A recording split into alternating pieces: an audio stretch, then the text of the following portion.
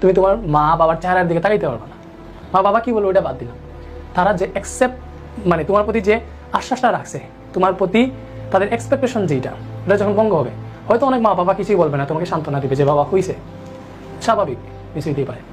But তারা কি চাইছিল, তাদের সমাজে একটা মুখ আছে না, পাশের বাসার ভাবি আছে না, আন্টি আছে না, ওরা যখন এসে বলবে আরে আমার মেয়ে তো এ প্লাস পেয়েছে, আপনার ছেলে পায় নাই, সবসময় তো বলতেন আপনার ছেলে ভালো টালো, এইভাবে খুচা দিবে, তখন চিন্তা করে তোমার মা বাবার মানে ফিলিংসটা কীরকম হবে। তোমাকে পড়ানোর জন্য যা যা দরকার সব দিতেছে, সব স্যাক্রিফাইস করতেছে, তাহলে তুমি কেন সময় নষ্ট করবে? আমাকে বলো ভাই, তুমি কি তোমার মা বাবার সাথে বেইমানি করতেছো না? যদি এই সময় নষ্ট করো, বলো করতেছো না?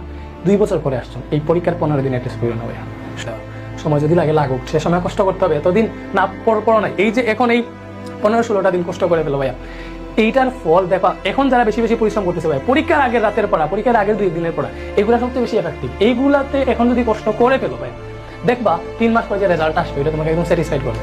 চিন্তা করো একবার, চিন্তা করো, তুমি A+ মিস করছো, তোমার কাঙ্ক্ষিত রেজাল্টটা মিস করছো, A মিস করছো, A- ফেল করছো, তুমি চিন্তা করো তোমার সিচুয়েশনটা তখন কিরকম হবে। এসএসসি এর পর 3 মাসের পর রেজাল্ট দেয় না, তো এখন জাস্ট ওই লেভেলে পড়ো যাতে অ্যাটলিস্ট অ্যাকসেপ্টেশন যেরকম ওইভাবে যাতে রিজাল্টটা হয়, বুঝে বুঝে পড়ো। চিন্তা করো যখন A+ মিস করবে তখন কি হবে। দেখবা তোমার স্কুলের তোমার ফ্রেন্ড তোমার পাশে যে সব সময় তোমার বেঞ্চে বসছে ও পাইছে A+, তুমি পাও নাই, তোমার ওই ফ্রেন্ডের ফোন ধরতে তোমার অস্বস্তি লাগবে, তুমি ওকে ফোন করতে পারবে না, ওর সাথে কথা বলতে তোমার অস্বস্তি লাগবে। সব ত্যাগ করো, ক্লাস করাইতেছি করো, এই ক্লাসের বাইরে কিছু আসবে না।